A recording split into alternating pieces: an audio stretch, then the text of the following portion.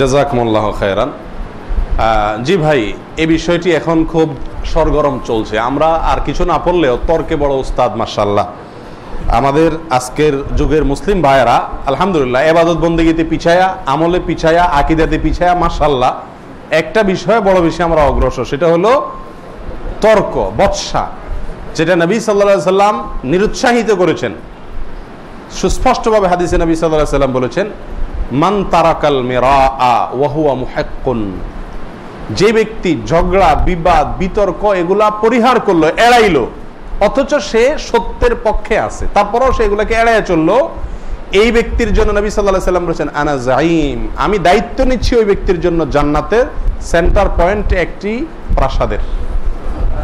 আর সেই বিতর্ক বৎসাই হলো আমাদের আজকের যুগের যে লোক ইসলামের অনেক মৌলিক বিষয় পালন করে না, সেও মাশাআল্লাহ ইসলামের পক্ষে লড়াই করে, অনলাইন লড়াই। এগুলো একটা রোগে পরিণত হয়েছে আমার।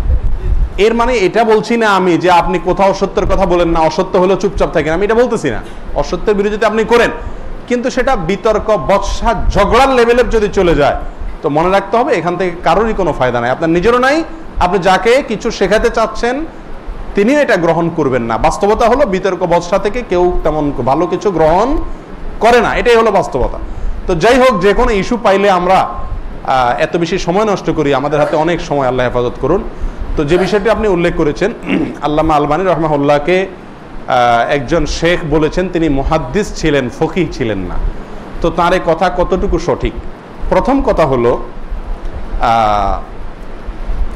আসমান মাপার জন্য যে মিটারের প্রয়োজন, ওই মিটার আমার হাতে নাই, আমি আসমান কিভাবে মাপবো? আল্লামা আলবানী রাহমাহুল্লাহকে মেপে একটা সিদ্ধান্তে আসা, এটা আমার মতো চুনোফুটির কাজ না, আমি বলতে পারবো না। তবে একটা মোটা মৌলিক একটা কথা বলতে পারি, সেটা কি? আমাদের ভেতরে অতিভক্তি আর অতি অভক্তি, এই দুইটা জিনিস আমাদেরকে চরম মন্দ দিকে নিয়ে যাচ্ছে, আল্লাহর অসন্তুষ্টির দ্বার প্রান্তে নিয়ে যায়। চরম ভক্তি, চরম অভক্তি। একটা কথা মনে রাখা উচিত, মুহাদ্দিস এবং ফকিহ একজন ব্যক্তি একই সঙ্গে উভয়টা হতে পারেন, আবার শুধু মুহাদ্দিস হতে পারেন, শুধু ফকিহ হতে পারেন।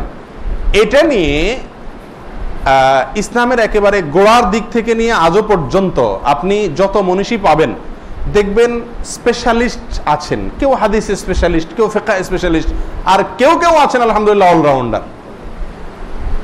এখন অনেক বড় বড় মুহাদ্দিস আছেন যাদেরকে পৃথিবী মুহাদ্দিস হিসাবে জানে, ফকিহ হিসাবে জানে না। এতে কিন্তু তাদের মান বা মর্যাদা কমে নাই।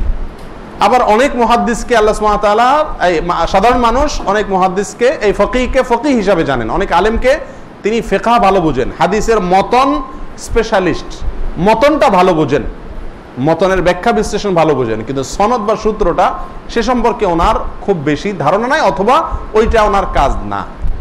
আমরা দুনিয়ার সব কিছুতে ক্লাসিফিকেশন বুঝি, দিনের ব্যাপারে আসলে বুঝি না। আমার হুজুর, আমার শেখ, উনি অলরাউন্ডার, এটা মানে আমাকে প্রমাণ করতে হবে। আমি কিন্তু সিদ্ধান্তে এখনো আসি নাই যে বিতর্ক চলছে, আমি মৌলিকভাবে বলছি এমনি সাধারণ বিষয়, যে আমার ইমাম সাহেব, আমার শেখ, এটা আরেক পীর মুরিদি, এটা হলো আরেক পীর মুরিদি, যে আমার শেখ ওনাকে আমার অলরাউন্ডার প্রমাণ করতে হবে। কেন অলরাউন্ডার প্রমাণ করার দরকার কি? ইন্না আকরামাকুম ইনদাল্লাহি আতকাকুম, আল্লাহর কাছে মর্যাদাপূর্ণ ফকি না মুহাদ্দিস?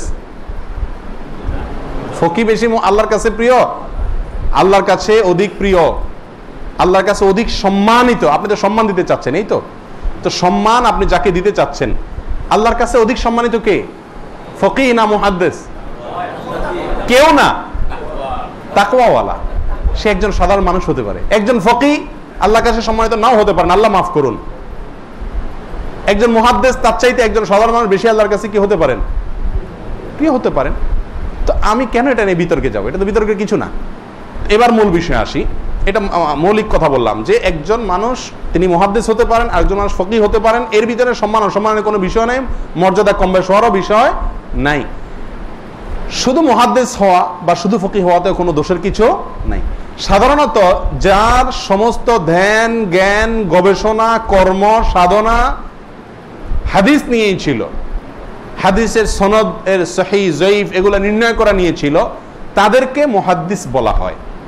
আর যিনি হাদিসের সনদের চাইতে মতন নিয়ে কাজ করেছেন বেশি, তাদেরকে সাধারণত মাসআলা মাসাইল গবেষণা করে বের করেছেন, ইস্তেমবাদ করেছেন, ইস্তেখরাজ করেছেন, ইজতিহাদ করেছেন, গবেষণা করেছেন মতন নিয়ে, অর্থ নিয়ে, ব্যাখ্যা নিয়ে, তাদেরকে সাধারণত ফকিহ বলা হয়। এই যে দুটি বিষয়, এটা কিন্তু আপেক্ষিক। কিরকম আপেক্ষিক? একজন মুহাদ্দিস কিন্তু ফকিহ, আবার একজন ফকিহ মুহাদ্দিস। কোন অর্থে? কিছু না কিছু হাদিস উনি জানেন, হাদিস সম্পর্কে কিছু ধারণা ওনার আছে। আবার একজন ফকিহ, একজন মুহাদ্দিস, তিনি যে ফিকহ কিছুই জানেন না এরকম না, তিনিও ফিকহ অনেক কিছুই হয়তো জানেন। একজন একটা চ্যাপ্টার নিয়ে কাজ করেছেন, আরেকটা বিভাগ, আরেকজন আরেকটা বিভাগ নিয়ে কাজ করেছেন।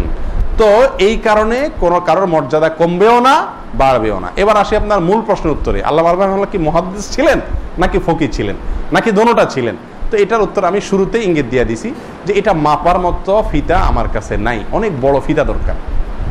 যে ফিতা আমার কাছে নেই, আমি বলতে পারবো না যে উনি মুহাদ্দিস ফকিহ দুইটাই ছিলেন না শুধু মুহাদ্দিস ছিলেন। উনি যে মুহাদ্দিস ছিলেন সেটা সারা পৃথিবীতে স্বীকৃত, কারোর অস্বীকার করার কোনো সুযোগ নাই। যিনি হাদিসের উপরে তার যে খেদমত, সমসাময়িক যুগে হাদিসের উপরে এত ব্যাপক খেদমত অন্য কেউ করতে পেরেছেন এরকম আমরা জানি না। অথচ হাদিসের উপরে উনি যে খেদমতগুলো করে গেছেন, আল্লামা আলবানী রাহিমাহুল্লাহ, এই খেদমতগুলোর বড় প্রয়োজন ছিল, সমসাময়িক যুগে কেউ করছিল না, তার দিয়ে আল্লাহ তাআলা এই কাজগুলো করাইছেন। পাশাপাশি তিনি যে ফিকহ বুঝতেন না তা না, কিন্তু সেক্ষেত্রে ওনাকে ফকিহ প্লাস মুহাদ্দিস, ফিকহ যেই লেভেলে ফিকহ বুঝলে ফকিহ বলবে। ডাক্তারের কিছু কিছু পয়েন্ট আমরা সবাই জানি, কিন্তু সেজন্য আমাদেরকে ডাক্তার বলে না। এখন যেই লেভেলের ফিকহ আপনার নিয়ে ওনার গবেষণা থাকলে, কাজ থাকলে ওনাকে ফকিহ বলবে। ওই লেভেলের অত বেশি ফিকহ নিয়ে ওনার কর্ম ছিল কিনা, সাধনা ছিল কিনা, সেটা ওই যে বললাম ফিতা মাপার আমার নাই। এই জন্য আমরা এগুলো নিয়ে, আমি প্রথম অনুরোধ করবো, এগুলো নিয়ে বিতর্কের কিছু নাই। যে আলেম বলেছেন উনি মুহাদ্দিস ছিলেন, ফকিহ ছিলেন না, আমি সেখানে দোষের তেমন কিছু দেখি না। সমস্যা কি? ওনার দৃষ্টিভঙ্গি উনি উল্লেখ করছেন, ওনাটা যে সঠিক তা জরুরি না তো। উনি ওনার ফিতা দিয়া মাইপা দেখছেন যে ওনাকে মুহাদ্দিসের চেয়ার দিলাম আমি। ফকিহ উনি ফিকহ কিছু বুঝেন, কিন্তু ফিকহ নিয়ে উনি কাজ বেশি করেন নাই, ফিকহ নিয়ে বেশি কাজ করছেন ইবনে উসাইমিন রাহিমাহুল্লাহ, আমি ওনাকে ফকিহ বললাম। তো এখানে দোষের কিছু নেই।